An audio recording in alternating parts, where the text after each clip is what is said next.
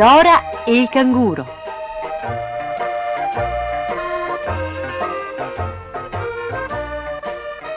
Dora perde la strada di casa. Fu a causa di una grossa lepre dagli occhi brillanti che Dora si allontanò dalla fattoria.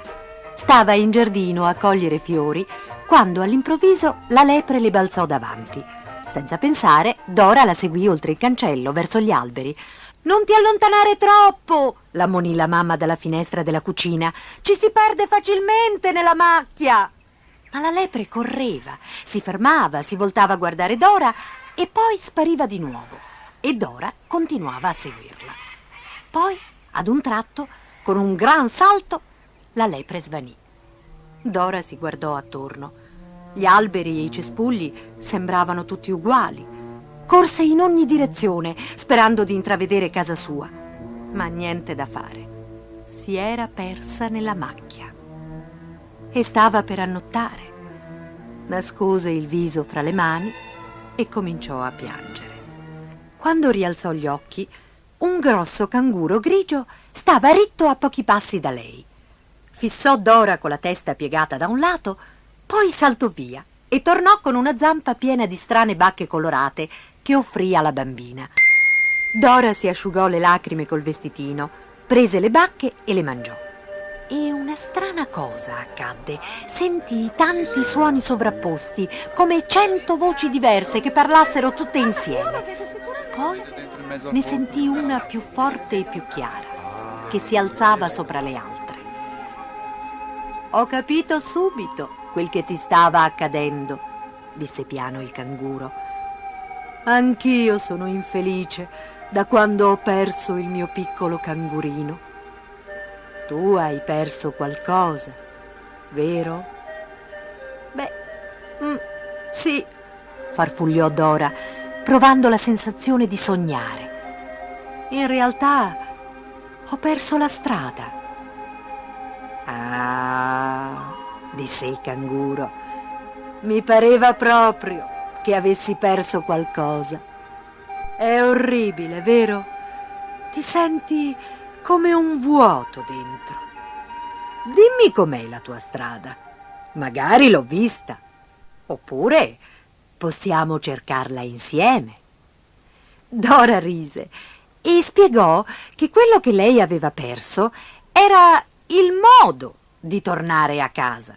«Tutti così voi umani», replicò il canguro. «Avete una sola casa e per forza la perdete. Se invece faceste di ogni luogo una casa, non la perdereste mai. E poi gli uomini non dovrebbero aggirarsi nella macchia». Dora non stava ascoltando con attenzione. Pensava a quanto era affamata e a come si sentiva sperduta. «Però», continuò il canguro dopo una pausa, «tu sei solo un piccolo umano. In realtà non è colpa tua. E devi anche avere sete, perché anch'io ho sempre sete al tramonto. Entra dentro la mia tasca e salteremo fino alla pozza d'acqua. Poi cercherò di aiutarti a ritrovare la strada». E così Dora si alzò e si arrampicò dentro il caldo marsupio di mamma canguro. Si sentiva cullata in quel piacevole rifugio e stava così bene che cominciò a canterellare una canzoncina. «Che bel motivetto», disse il canguro, «ma ti prego, smetti di cantare ora, mi devo concentrare sulla strada». Dora dette un'occhiata fuori e desiderò non averlo fatto. Il canguro stava scendendo per una china cosparsa di enormi rocce e non si vedeva nessun appiglio. Dora chiuse gli occhi.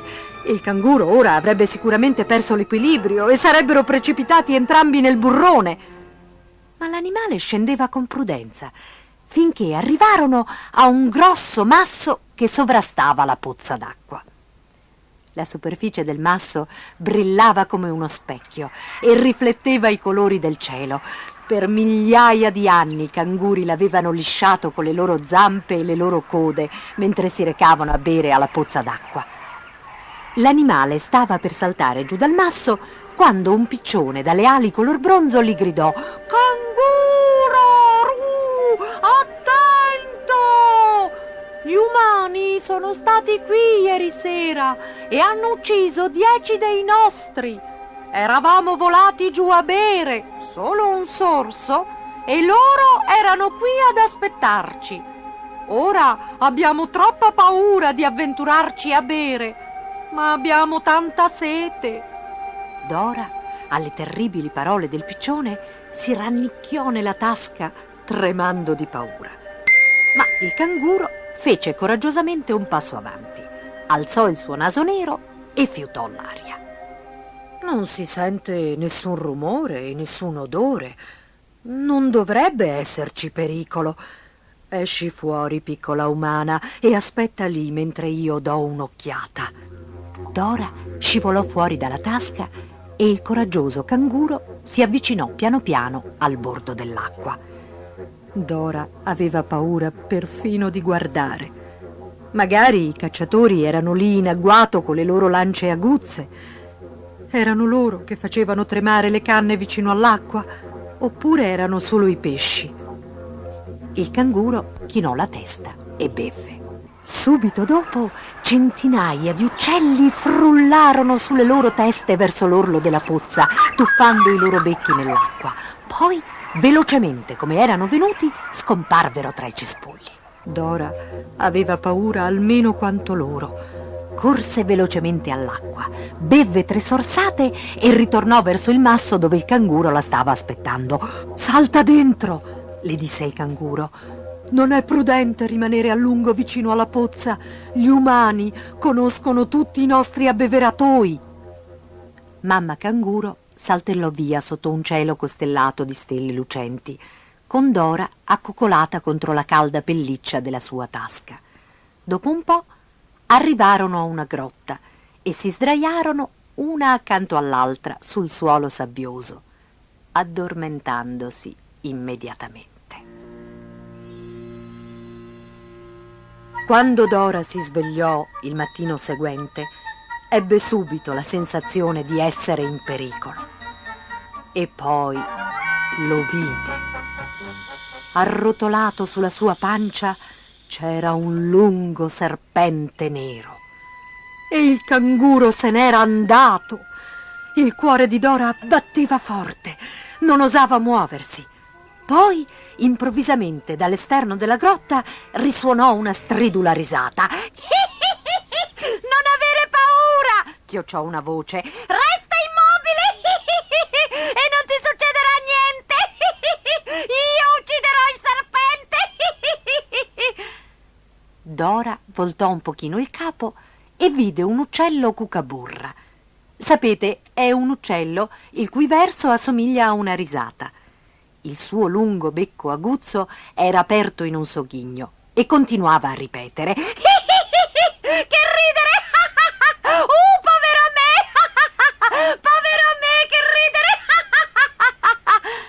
«Non c'è proprio niente da ridere», pensò Dora. «Il canguro è andato a raccogliere delle bacche per la tua colazione», spiegò il cucaburra. «Mi ha chiesto di sorvegliarti, ma quell'astuto serpente è scivolato dentro proprio mentre stavo consultando il gufo bianco per il mio mal di pancia. Che ridere! Che ridere!» In quel momento il serpente si scosse e cominciò a srotolarsi. Lentamente, molto lentamente, il serpente scivolò dal corpo di Dora e strisciò via attraverso l'ingresso della grotta. Appena il serpente fu all'aperto, l'uccello cucaburra si tuffò, lo acchiappò con il becco poderoso e lo sollevò dal suolo. Malgrado si contorcesse e sibilasse di rabbia, il serpente non poté liberarsi.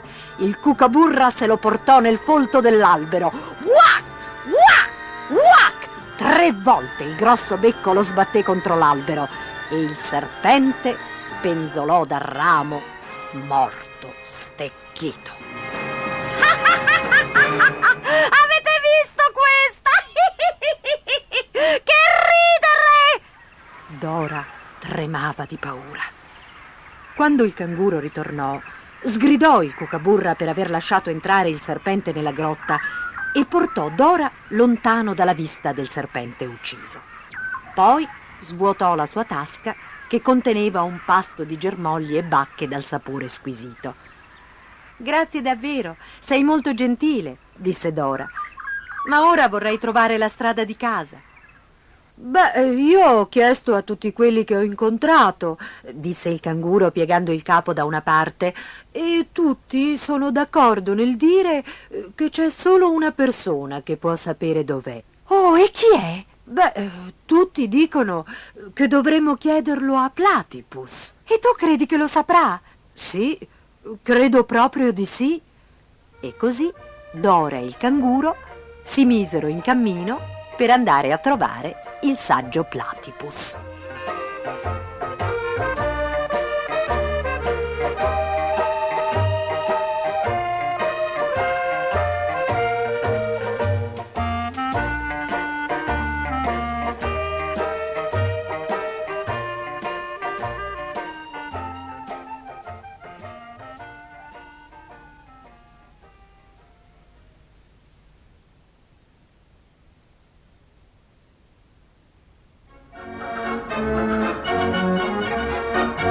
Nasone.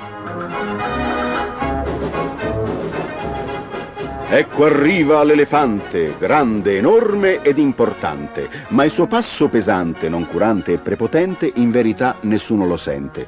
Nella campagna alberata solo una formica s'è svegliata, la periferia è tutta addormentata, tranne una gatta distratta che s'era appisolata nella strada ferrata. Nella stazione c'è una gran confusione, il circo cerca l'elefante Nasone. Dice l'altoparlante: attenzione, è scappato per andare in pensione. Soltanto un bambino ci fa caso, è in arrivo l'animale col lungo naso. Vanno e vengono i treni e la gente, ma Nasone non interessa per niente. Il traffico è infernale nella città, frecce e cartelli di qua e di là, auto che sfrecciano e strombazzano, persone che urlano e si strapazzano. Attende a un semaforo lo smarrito Nasone, si guarda attorno con circospezione. Nessuno lo nota mentre aspetta, nemmeno un vigile in bicicletta.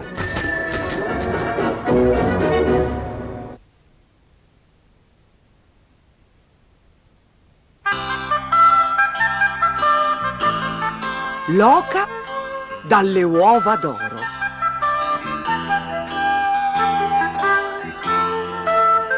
C'era una volta un povero contadino di nome Edoardo che passava le giornate a sognare di diventare ricchissimo. Un bel mattino, mentre mungeva una mucca e sognava di possedere una grossa mandria, sua moglie lo chiamò. «Edoardo, vieni a vedere cosa ho trovato! Oh, questo sarà il più bel giorno della nostra vita!»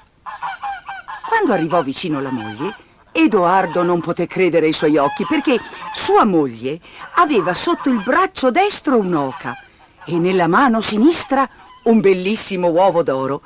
E rideva felice mentre gli diceva: «No, non stai sognando! Abbiamo davvero un'oca che fa le uova d'oro! Dobbiamo trattarla molto bene!»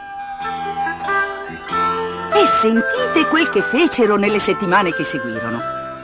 Ogni giorno portavano l'oca a razzolare in un grande prato verde vicino allo stagno e ogni sera la sistemavano su di un giaciglio di paglia in un angolo caldo della cucina. E non c'era mattina che non trovassero un uovo d'oro. Edoardo riuscì a comprare nuova terra e nuove mucche, ma sapeva che per diventare ricchissimo avrebbe dovuto aspettare un bel po'. «Ci vuole troppo tempo», disse finalmente una mattina. «Sono stufo di aspettare. La nostra oca ha di sicuro un'enorme quantità di uova dentro di sé. Io credo che dovremmo tirargliele fuori subito». La moglie naturalmente fu d'accordo. Non si ricordava più di come era stata felice il giorno in cui aveva scoperto il primo uovo d'oro. Porse un coltello al marito e pochi secondi dopo Edoardo aveva ucciso l'oca e l'aveva aperta in due. Di nuovo egli non credette ai suoi occhi, Ma questa volta la moglie non rise perché l'oca morta non conteneva nemmeno un uovo. Oh, Edoardo, Gemette lei. perché siamo stati così avidi? Ora siamo poveri come prima. E da quel giorno Edoardo divenne più saggio e non sognò mai più di diventare ricco.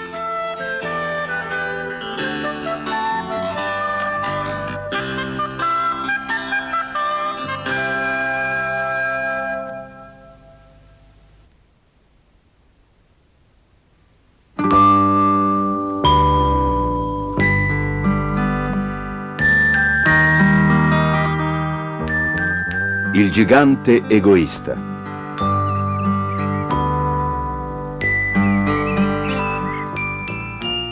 Ogni pomeriggio, quando uscivano da scuola, i ragazzi andavano a giocare nel grande e magnifico giardino di un castello. Facevano le capriole sull'erba soffice, si nascondevano dietro i cespugli fioriti e si arrampicavano sugli alberi dove gli uccelli cinguettavano dolcemente. Passavano così ore molto felici. Un pomeriggio, mentre giocavano a nascondino, udirono un vocione roboante. Cosa state facendo nel mio giardino? Tremanti di paura, i ragazzi fecero capolino dai loro nascondigli e videro un gigante furibondo. Il padrone di casa aveva deciso di tornare dopo aver trascorso 7 anni dal suo amico, l'orco della Cornovaglia. Sono tornato al mio castello per stare un po' in pace, Tuonò. non ho voglia di sentire una masnada di ragazzini che fanno baccano.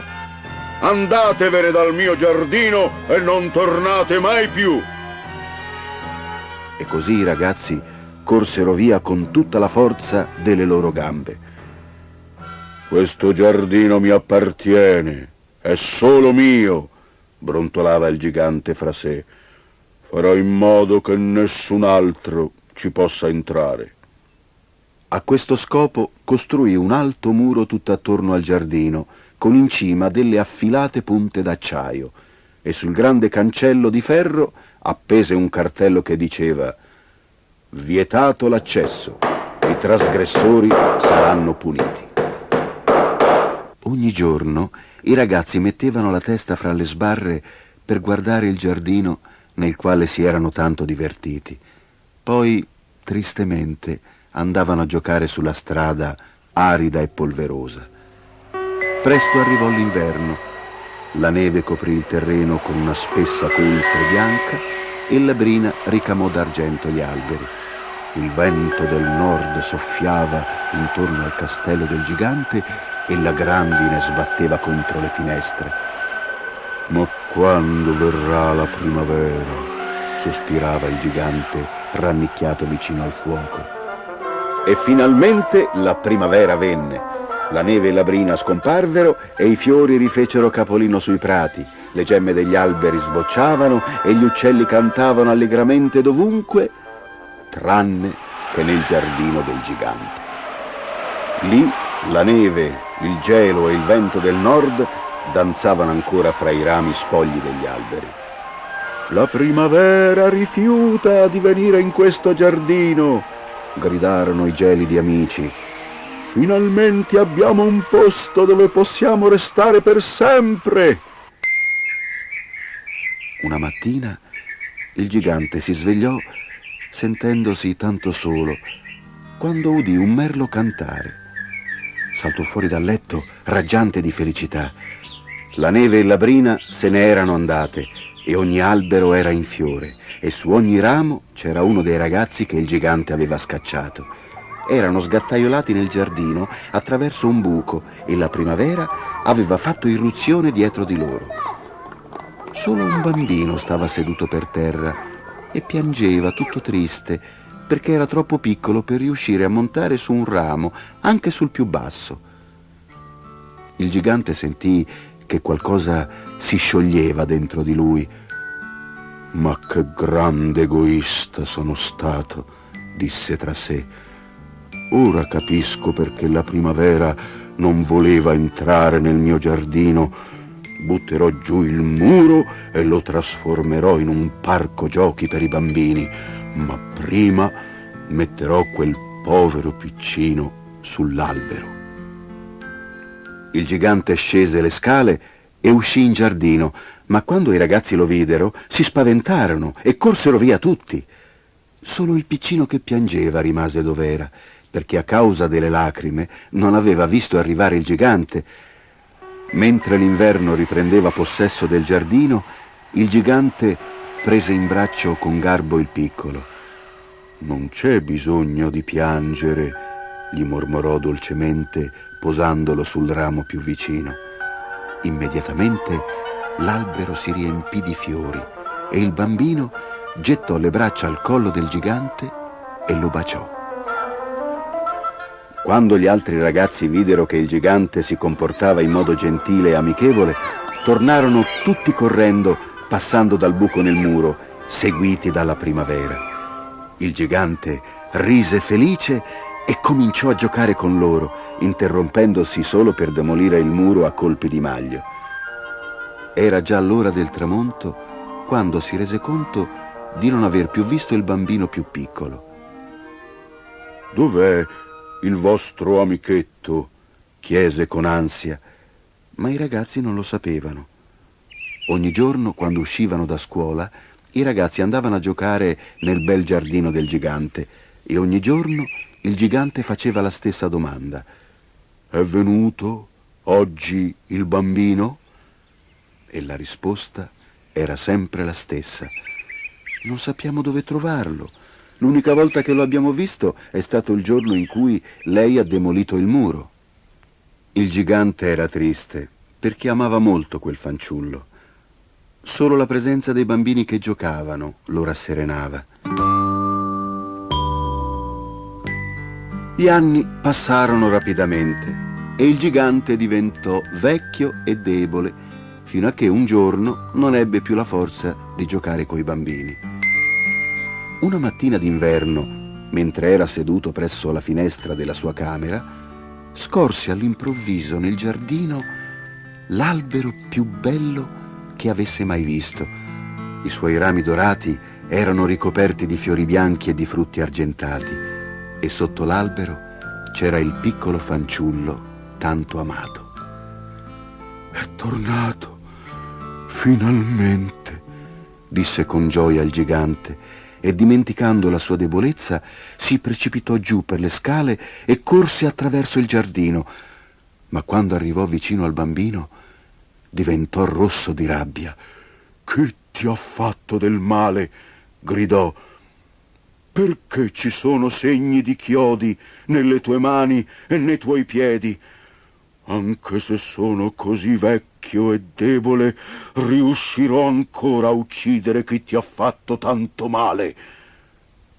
Allora il bambino sorrise dolcemente e disse: «Sss, non essere in collera e vieni con me». «Chi sei?» bisbigliò il gigante, cadendo in ginocchio. «Tanto tempo fa tu mi hai permesso di giocare nel tuo giardino», rispose il bimbo. «Adesso io voglio che tu venga a giocare nel mio. Lo chiamano paradiso». Quel pomeriggio, quando i ragazzi si recarono nel giardino a giocare con la neve, trovarono il vecchio gigante sdraiato serenamente sotto un albero, tutto ricoperto di bellissimi fiori bianchi.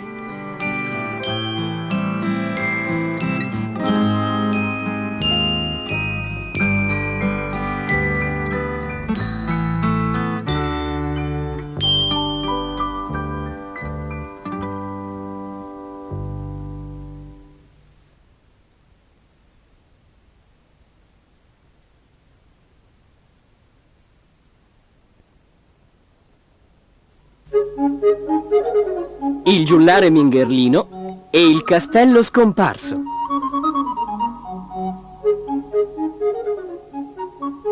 Un giorno Giullarino, profondamente immerso nei suoi pensieri, tornava al suo vecchio castello stava cercando di capire le regole degli scacchi, dopo la visita fatta al suo vecchio amico, il Cavaliere Bianco. E come sempre, non guardava dove metteva i piedi. Bam! Con un grosso botto andò a sbattere il naso contro un palo, dove era appeso un bando di concorso. Grande concorso, oggi alle ore 18. Il grande concorso annuale per la casa più elegante avrà inizio oggi nel pomeriggio. Il vincitore riceverà 1 milione. Giudice unico, Gualtiero il Pagliaccio. Accidenti! Pensò Giullarino. Quanti libri di avventure potrei comprare con i soldi del premio? Ma ad un tratto gli venne in mente lo stato miserando del suo castello. Le pareti erano tutte scrostate, le torrette macchiate e le bandiere avevano bisogno di un buon bucato. Perfino il ponte levatoio era arrugginito. Bisogna che mi dia da fare. Mormorò e corse a casa. Ma una terribile sorpresa lo aspettava. Arrivato in fondo al viale, si fermò stupefatto. Il mio castello! Gridò. È sparito! E infatti era proprio così. Il suo castello era proprio sparito. Giullarino si sedette sconsolato dove prima c'era il castello. Ora non potrò partecipare al concorso. Non ho nemmeno un posto dove dormire. Era così depresso che non sentì neppure lo stridio delle ruote del vecchio aereo di legno di comandante Piendivento, quando gli si fermò accanto sussultando.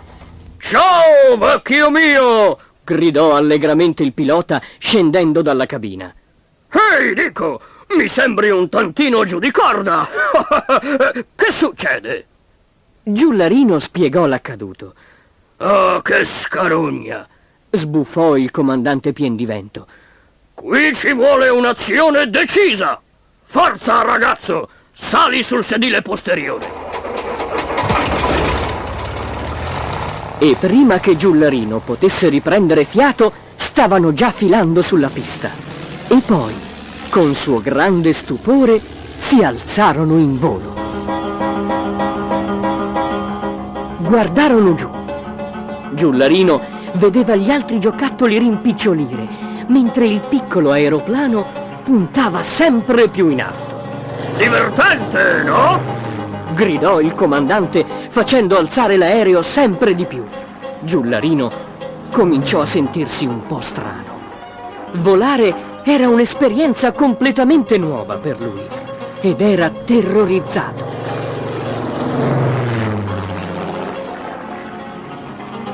Volavano a una velocità allarmante, sopra alle cose, intorno alle cose, a volte dentro le cose, ma nessuna traccia del castello.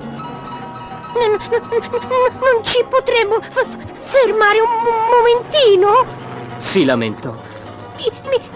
Mi sento male. Ma il comandante Piendivento non lo sentiva.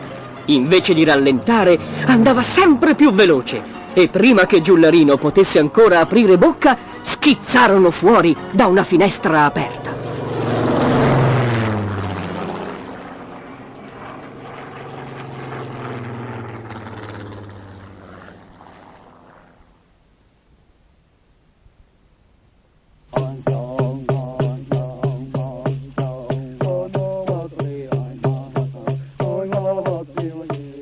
La creazione dell'uomo.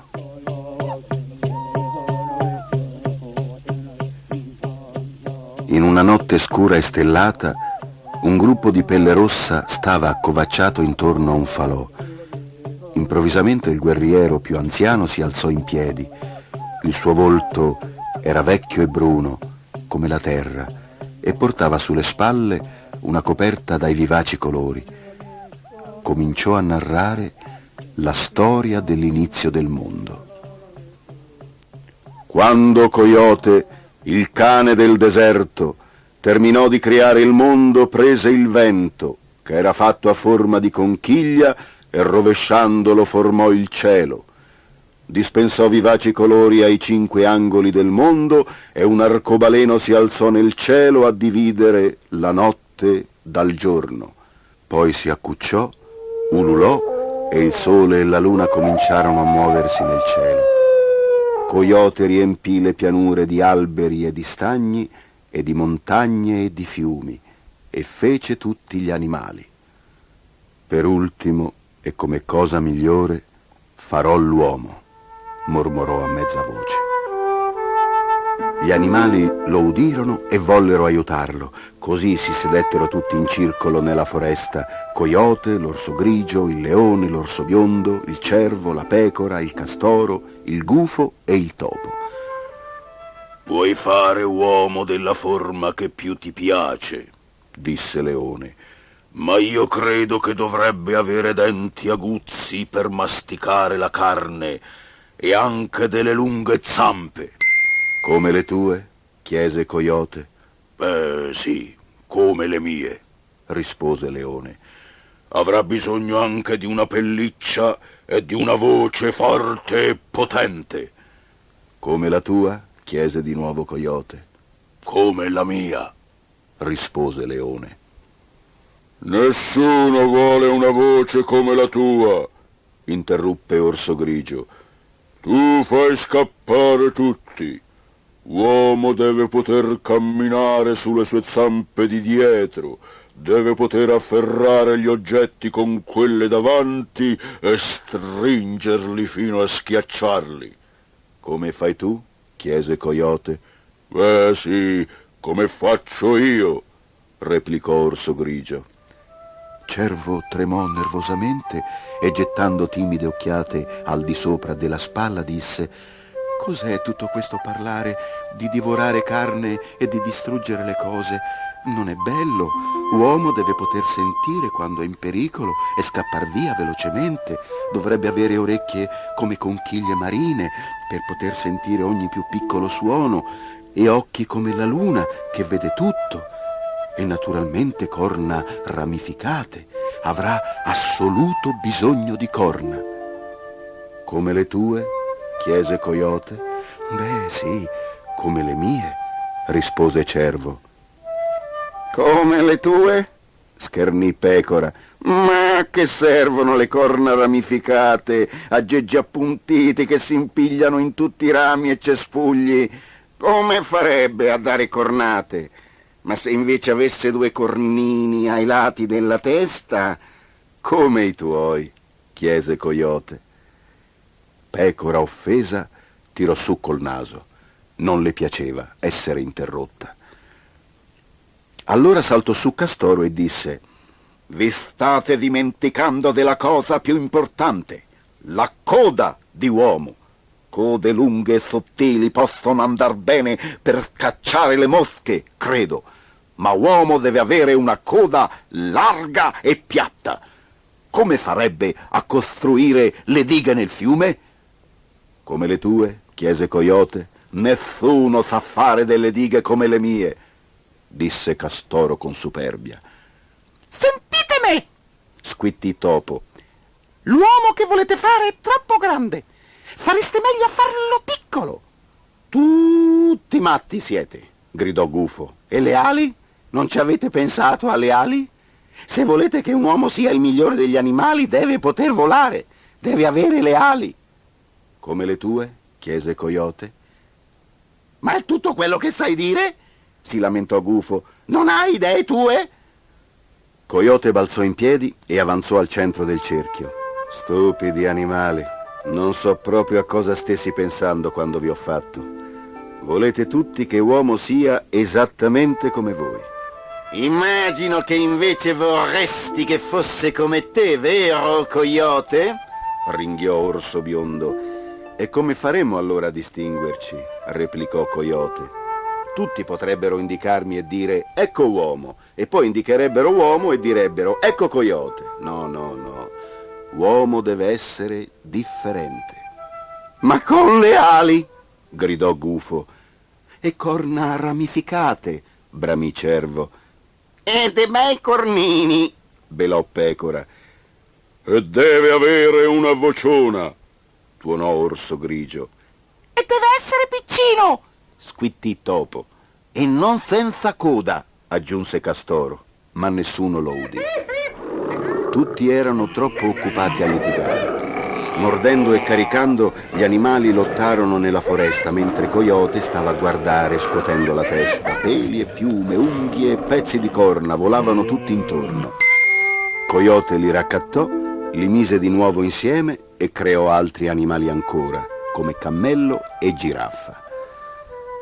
Presto tutti gli animali giacquero in un ammasso confuso, troppo stanchi per continuare a combattere.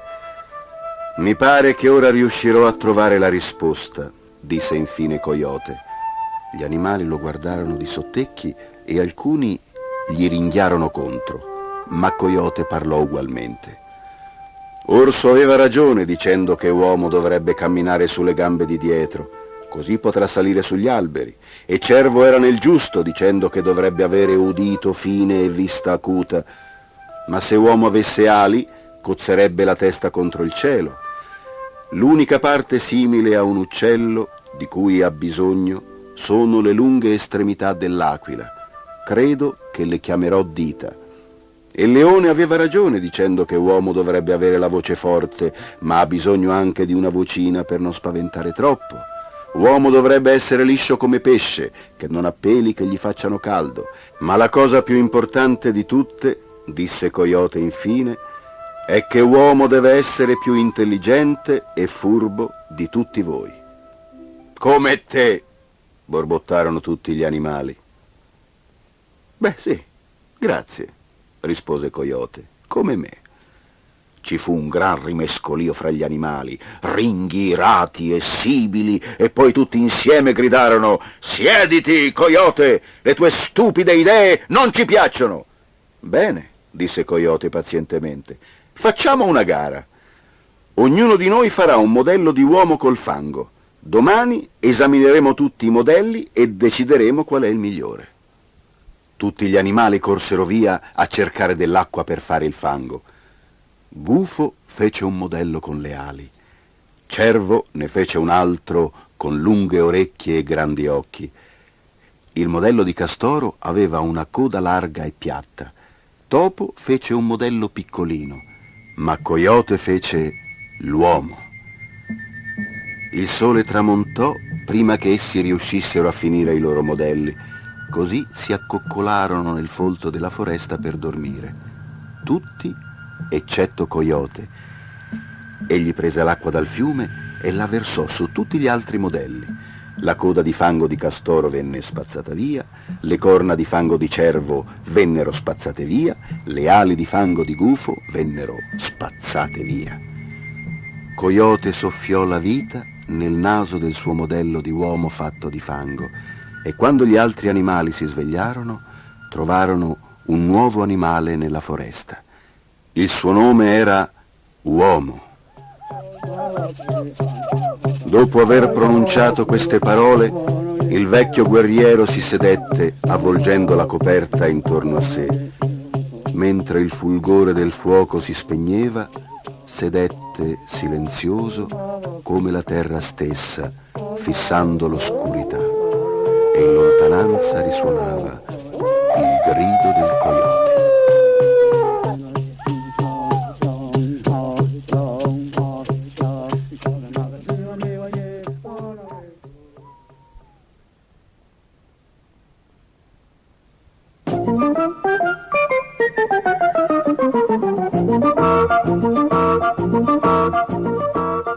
Saputello e il mangiamaestri. Saputello Quadri aveva 6 anni. Era piuttosto piccolo e magrolino, con dei grossi occhiali e un visino pallido e serio. Più di ogni altra cosa al mondo desiderava essere un inventore. «Ma non puoi finché non diventi grande», disse il babbo.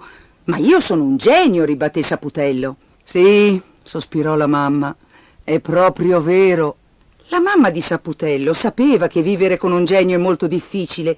I geni hanno la tendenza a credere che sia l'ora della merenda, mentre invece è soltanto l'ora di far colazione. E con i biscotti ci costruiscono delle cose invece di mangiarseli e usano sempre dei paroloni. Quella mattina la signora Quadri preparò il pranzo presto perché voleva dedicarsi alle pulizie di Pasqua. Dopo un po' la cucina era piena di secchi, stracci e strofinacci. Ci deve pur essere un mezzo più veloce per fare le pulizie, si disse Saputello, e andò nella sua piccola officina dietro l'orto dei cavoli. In men che non si dica, aveva costruito una lunga macchina dall'aspetto curioso. Aveva un becco da una parte e un sacchetto di plastica dall'altra ed era tenuta insieme da tubi di gomma.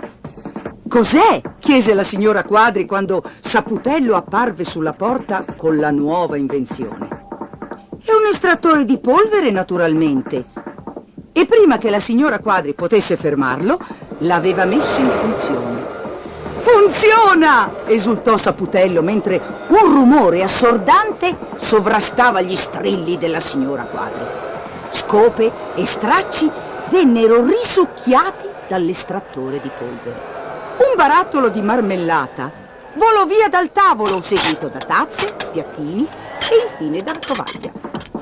Saputello era entusiasta perché non tutte le sue invenzioni funzionavano. La macchina si diresse verso la cucina a gas. I coperchi volarono via dalle pentole e le patate e i piselli schizzarono fuori e si infilarono nei tubi dell'estrattore di polvere seguiti dall'acqua bollente. Per ultimo, lo sportello del forno si spalancò e l'arrosto di maiale schizzò fuori. «Sei un disastro!» tuonò la mamma di Saputello. «Vai in camera tua e non ti muovere di lì», disse il babbo. «Mi dispiace», disse Saputello. Come era difficile essere così intelligenti. Per un'intera settimana Saputello si comportò bene. Dette il suo estrattore di polvere al Roby Vecchi e se ne stette tranquillo in giardino a contare le api. Il signor Quadri e sua moglie cominciarono a preoccuparsi. «Non credi che abbiamo un po' esagerato arrabbiandoci così?» si dicevano l'un l'altra. «Se almeno inventasse qualcosa di piccolo». Il giorno dopo Saputello andò a scuola. Siccome era molto bravo, era già in quarta. Avrebbe dovuto essere in prima classe, ma la maestra non ce lo voleva perché lui continuava a correggere lei. Il maestro Arcigni della quarta, invece, era andato all'università e c'erano un paio di cosette che Saputello non sapeva. Quel giorno il maestro Arcigni era di cattivo umore. Aveva tirato un pezzo di gesso addosso ad Alberto Fischietti e aveva trattenuto in classe tutti i ragazzi durante la ricreazione. Aveva fatto perfino piangere Giannina Verdi. «È un mostro!» singhiozzava lei. «Non piangere, Giannina», disse Saputello. «Mi è venuta un'idea. Domani non dovrai più avere paura del maestro». Dopo la merenda andò nel suo rifugio dietro l'orto di cavoli e cominciò a darci dentro con chiodi e martello. Poi chiuse a chiave la sua officina, baciò i genitori e andò a letto. La sua testolina era stanchissima.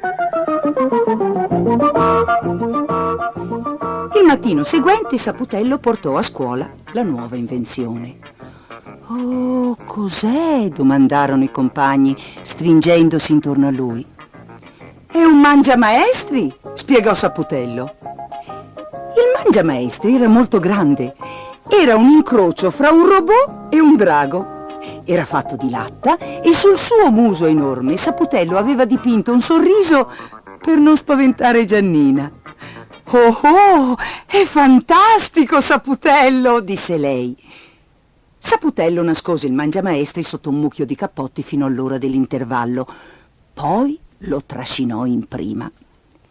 Il mangiamaestri rotolò dentro e, in men che non si dica, ingoiò la maestra. «Evviva!» gridarono i bambini. Il baccano fece uscire a precipizio gli altri maestri dalle loro classi, batterono le mani e alzarono la voce furibondi. Il mangiamaestri si invaghì della maestra di arte. Le sue calze rosse furono l'ultima cosa che i ragazzi videro prima che lei sparisse nella macchina. Mon Dieu, ansimò il maestro di francese, ma non poté dire di più perché venne inghiottito anche lui. La terribile macchina rotolava per il corridoio sempre più affamata. Caricava a destra e a manca, inghiottendo maestri finché non ne restò nemmeno uno. Saputello mise l'invenzione in un armadio e chiuse a chiave la porta. Bene ragazzi, disse, tutti in classe ora. Tutti obbedirono, erano felicissimi di avere Saputello come preside. Saputello andò nello studio del preside e si sedette a pensare. Il giorno dopo tutti i ragazzi andarono a scuola presto. Siccome Saputello era il loro preside, speravano di passare la mattinata a giocare e il pomeriggio a disegnare. Ma Saputello aveva pensato. Mise un grande cartello nell'atrio. C'era scritto: prima lezione, matematica. Seconda lezione, scienze. Terza lezione, calligrafia.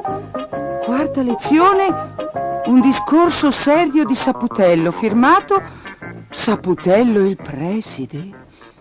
E la ricreazione? Chiese Simone Grassocci a metà mattinata. Il lavoro è più importante, rispose brevemente Saputello. Ma tu non stai lavorando, disse Simone. Tu stai solo seduto nell'ufficio del preside. Naturalmente, è quel che fanno tutti i presidi. Rimarrete qui per il doposcuola. Poi accadde una cosa orribile.